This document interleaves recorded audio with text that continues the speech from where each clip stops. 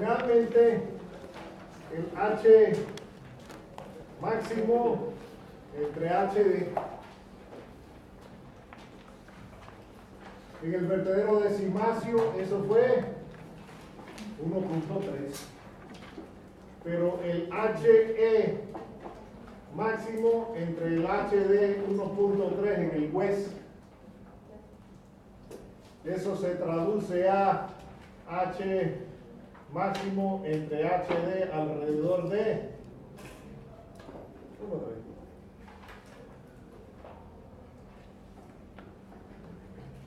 Es decir, que aquí hay una ligera diferencia entre el Cimacio básico y el West, porque aquí es carga total y aquí es carga estática. Entonces, en el West lo llevaron un poquito más, hasta el límite superior. Cuando llegamos a ese límite superior, entonces aquí se producen presiones relativas menores que cero. Eso significa que tenemos presiones de vacío que son menos presiones. Y la presión absoluta, que es igual a la presión relativa más la presión barométrica, esa presión absoluta tiene que ser menor que la presión de vapor. Y con ese límite estamos dentro de esta situación, por lo tanto no esperamos que se presente el fenómeno de cavitación. Pero en toda la cresta del vertedero aquí ustedes ven la sombreada la distribución de presión. Vamos a tener presiones relativas negativas. Eso significa que hay succión allí cuando la carga es mayor que la carga de diseño. Cuando la carga es igual a la carga de diseño, se supone que la presión dentro del chorro es cero. ¿Okay? Y si la carga es menor que la carga de diseño, las presiones relativas van a ser mayores que cero, porque el vertedero sostiene al chorro y no lo deja caer. Y no lo deja caer introduciendo una fuerza, y presión y fuerza entre. Y cuando esto es mayor, él trata de despegarse. Pero ¿por qué no se puede despegar? Para despegarse aquí, ¿qué tendría que haber? Aire. Y como el aire no puede entrar hasta allá abajo, no se puede despegar. Bien. Aquí tenemos una vista típica de pilastras. Si las pilastras son rectangulares, el K de pila es 0.1. Pero las pilastras pueden ser aerodinámicas y depende de qué tan aerodinámicas sean. Así que podemos llegar a K de pila para algo bien aerodinámico de 0.01. Así que esos son los dos extremos. Este es el máximo y este es el mínimo cuando tenemos una punta ahí bien redondeada, y ahí está más o menos los parámetros. Se pone una curva circular aquí, otra curva circular aquí de radio R. Aquí una curva circular de radio R y aquí otra curva circular de radio R, y define la forma aerodinámica de la pila. Así es que estas cosas afectan. Igualmente, si esto está así,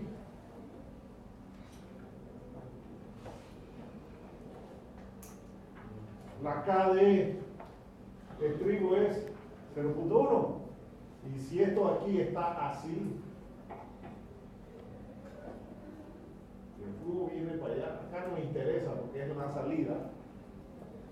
Acá no me interesa. Acá no me... Esa K de estribo va a depender de ese radio.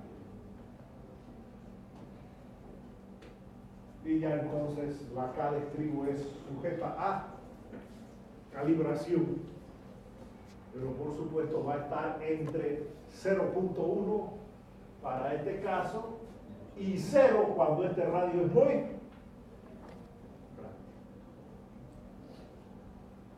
Muy bien.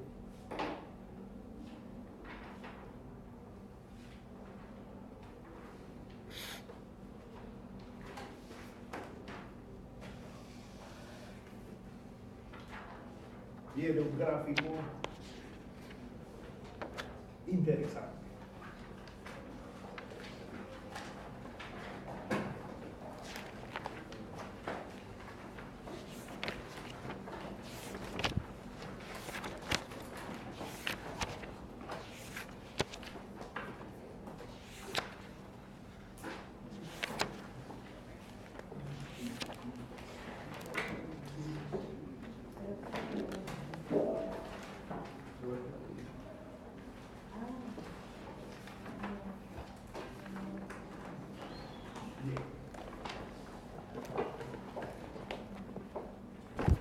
Aquí el flujo es sub.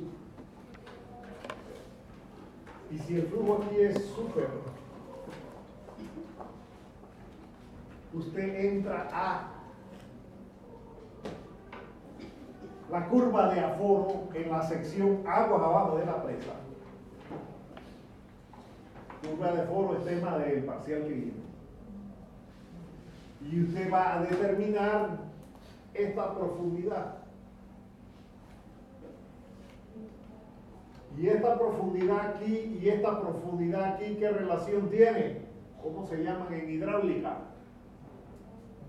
Profundidades alternas de flujo, que van a ser las profundidades para el mismo nivel de energía específica. Y si el flujo aquí es súper, ¿qué se nos va a formar? Un perfil de S3. ¿Se acuerdan de los perfiles de hidráulica? Pues ya se les olvidó. ¿Se acuerdan que ustedes calculaban perfiles en el curso de hidráulica? Bien. A eso se le llama un tipo 1.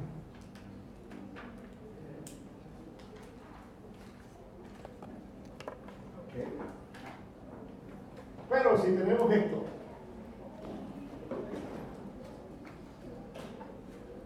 y cuando usted entró en su curva de calibración, en la curva de aforo, y encontró la Y, encontró que era sub.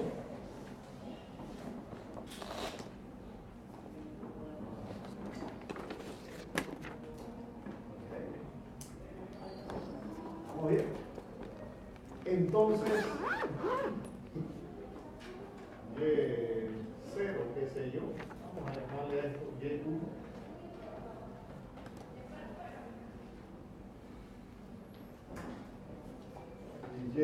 ¿Cómo se llama este asterisco? Entonces usted le calcula la Y conjugada ¿a quién? ¿A quién le calcula la Y conjugada? ¿A cuál Y le calcula la conjugada? Le calcula la Y conjugada, ahí está. Usted calcula la Y conjugada de esta. Y si esa Y conjugada es mayor que Y1, la Y conjugada de este es mayor que Y1, aquí se forma un perfil M3, un resalto.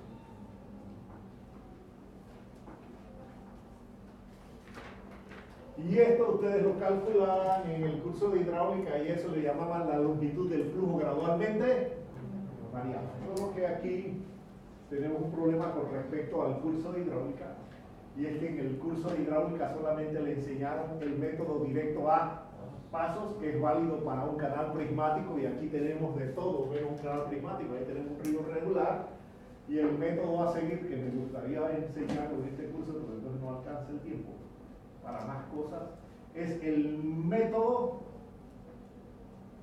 en el cual se calcula la profundidad a partir de la distancia, porque el método directo calcula la distancia a partir de la profundidad. Y eso se le llama el método estándar. Acuérdense que hay método estándar y método directo.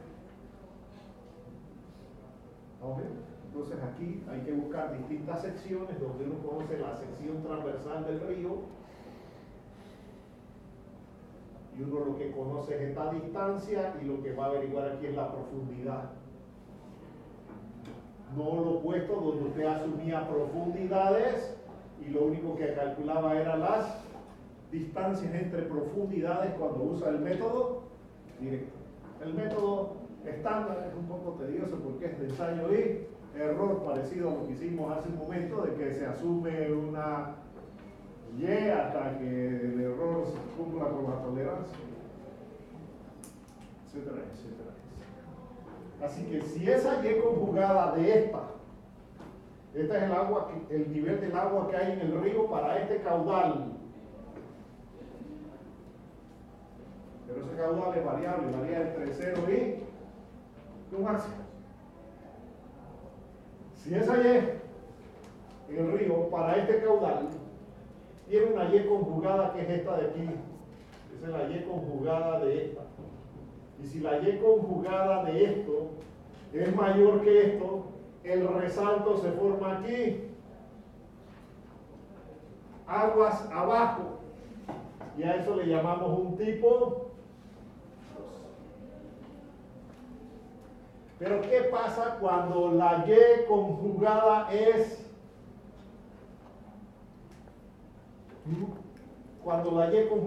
igual a Y1? ¿Dónde se forma el resalto? Justamente aquí.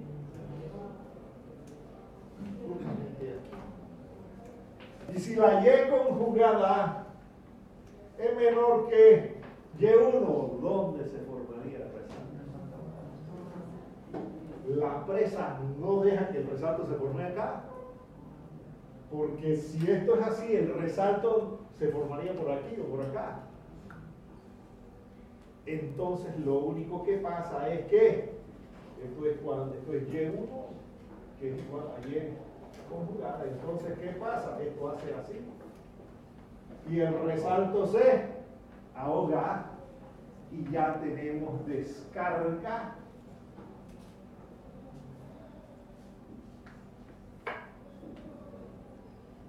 Donde depende de esto. Y podemos tener un tipo 3, una descarga parcialmente ahogada, o podemos tener un tipo 4, una descarga completamente ahogada.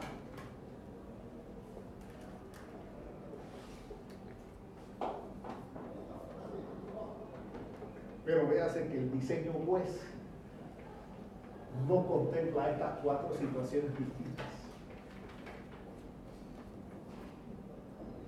Así que el diseño pues tiene sus limitaciones.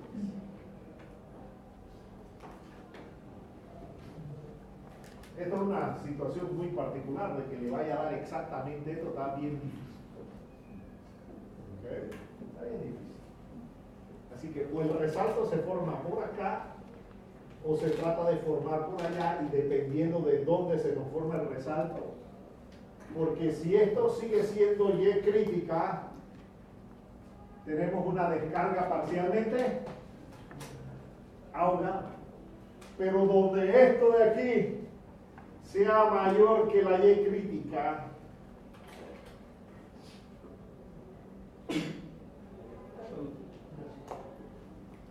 entonces a esto le llamamos un tipo 4 y a esto aquí le llamamos un tipo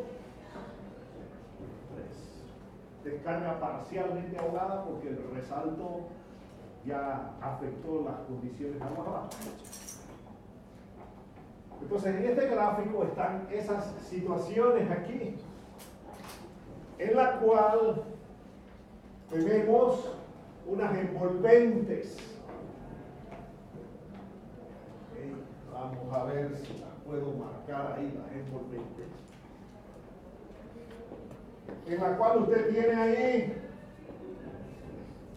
carga de diseño. Bueno, no es HD exactamente, vamos a poner la nomenclatura aquí. Vamos a poner la nomenclatura aquí. Okay. Tenemos esto. ¿Qué sé yo?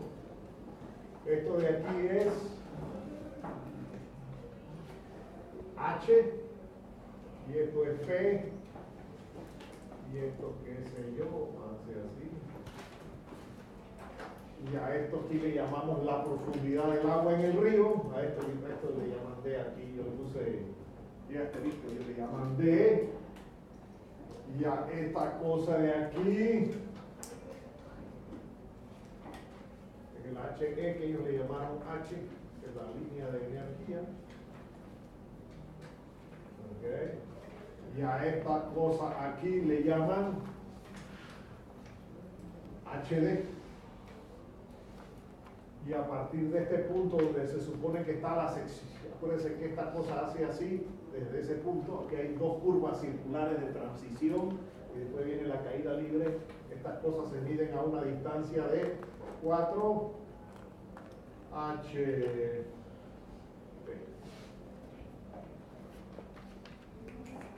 Entonces, en este gráfico por aquí tenemos HD entre H, que para nosotros es HE. Y de este lado de aquí tienen el H minúscula más D, que sería la distancia esta de aquí a aquí, entre H mayúscula, que para nosotros era HE. Desafortunadamente la información viene de distintas fuentes y cada fuente usa una nomenclatura distinta. Y ahí entonces aparecen envolventes. ¿Okay? Aparecen unas envolventes del tipo 1. El tipo 1 que queda por aquí, de aquí hasta acá. Esta envolvente de aquí es del tipo 2. Okay, si quedamos por aquí 1, si quedamos por aquí 2, y por acá viene otra envolvente por aquí abajo, y si caemos en esta zona de aquí es la zona 3, y si caemos en esta de aquí caemos en la zona 4. Entonces, dependiendo de esto y estas cosas, así mismo se definen los tipos 1, 2, 3 y 4. Diferencia entre el tipo 1 y el tipo 2. En el tipo 1 el flujo aguas abajo es un flujo supercrítico. Generalmente en los ríos no se producen flujos supercríticos, excepto en la etapa inicial del río, en la zona montañosa donde nace el río, porque las pendientes son muy fuertes. Pero el río tiene una zona alta, una zona media y una zona baja. Usualmente cuando ya llegamos a la zona media del río y la zona baja, el flujo es sub.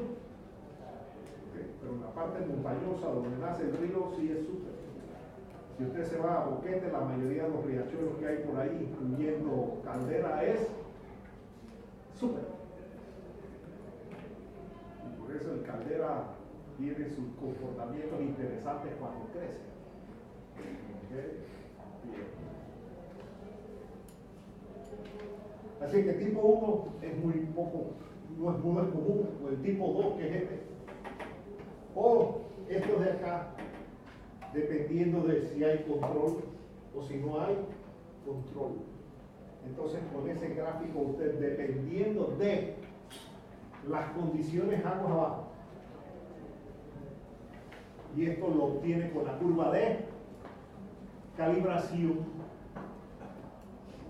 y ya usted sabe esto de aquí, y ya usted sabe la carga estática, y generalmente qué valor se usa.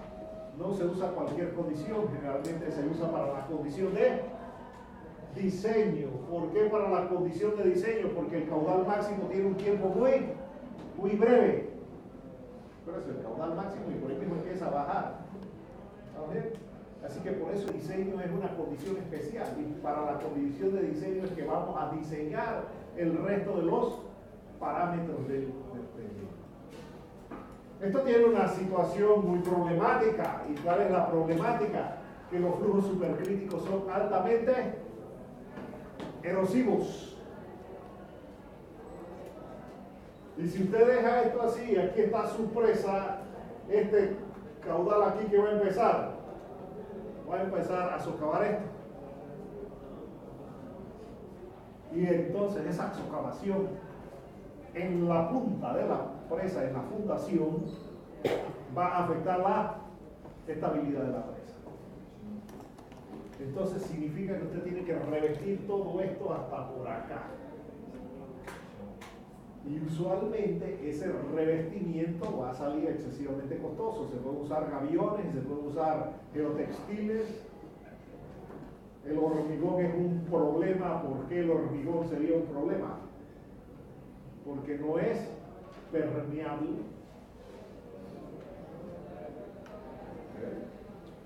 Y ustedes han visto a veces que el río le ponen hormigón aquí, hormigón acá, y con el tiempo, ¿qué le pasa a eso? El agua del subsuelo tumba esas cosas.